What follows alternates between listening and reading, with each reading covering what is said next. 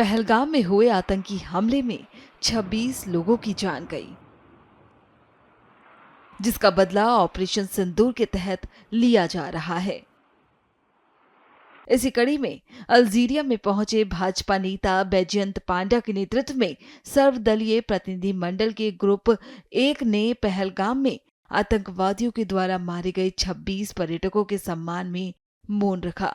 साथ ही यहां श्रद्धांजलि भी अर्पित की गई।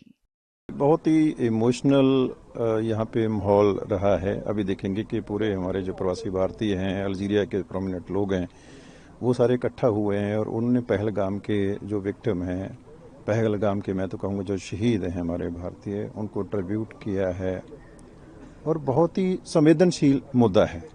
और अल्जीरिया का रिस्पॉन्स इसलिए भी हमारे लिए अच्छा है क्योंकि अल्जीरिया खुद आतंकवाद से पीड़ित रहा है और अल्जीरिया काउंटर टेररिज्म के ऊपर बहुत सारा काम कर रहा है।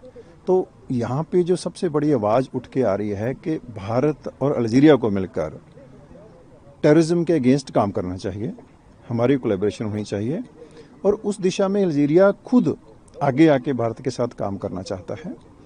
आज का दिन बहुत अहम रहा हमारे लिए। आज हमने यहाँ के बहुत सारे लोगों से मुलाकातें की हैं और ख़ास करके जो नेशनल म्यूज़ियम है वहाँ जाके हमने देखा कि जैसे हमारी फ्रीडम की हिस्ट्री रही है, जैसे हमारा स्वतंत्रता संग्राम रहा है, वैसा ही स्वतंत्रता संग्राम अल्जीरिया के भी रहा है। तो फ्रांस से आज़ादी लेने के लिए जब अल्जीरिया लड़ रहा था तब भारत ने बहुत बड़ा सपोर्ट किया उस टाइम पे और भारत में एक समय पे इनका हेडक्वार्टर भी रहा है।